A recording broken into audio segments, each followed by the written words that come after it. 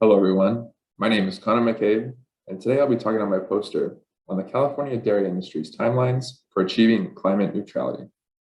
Climate neutrality can be thought as a time in which industry contributes no additional warming to the atmosphere. The dairy industry can achieve this with short-term reductions in methane to achieve this climate goal.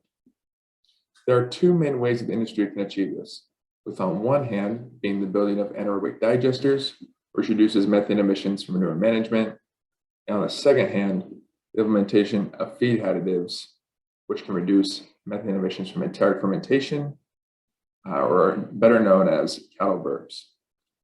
The objective of my research then was to evaluate the dairy industry's warming contributions from present day through 2030 via various scenarios.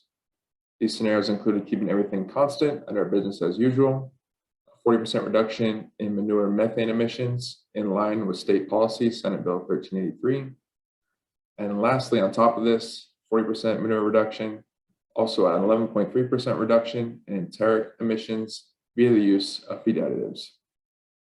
We collected data on greenhouse gas emissions and cattle inventory from California Resources Board and USDA, and then analyzed these various scenarios between 2020 and 2030 and assumed a consistent reduction in methane emissions year upon year.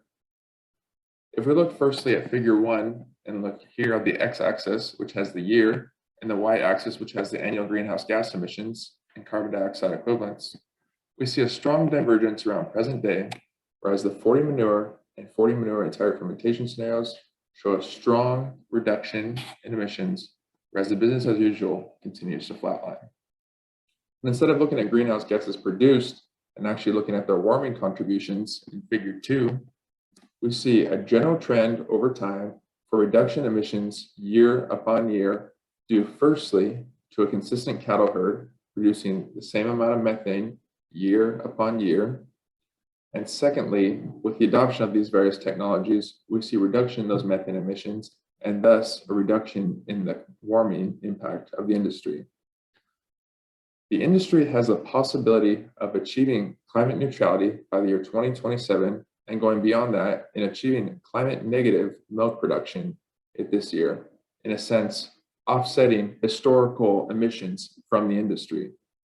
However, this scenario is only possible if the correct utilization of technology, policies, and incentives are combined so the industry can continue its aggressive reductions in methane to meet these large climate goals.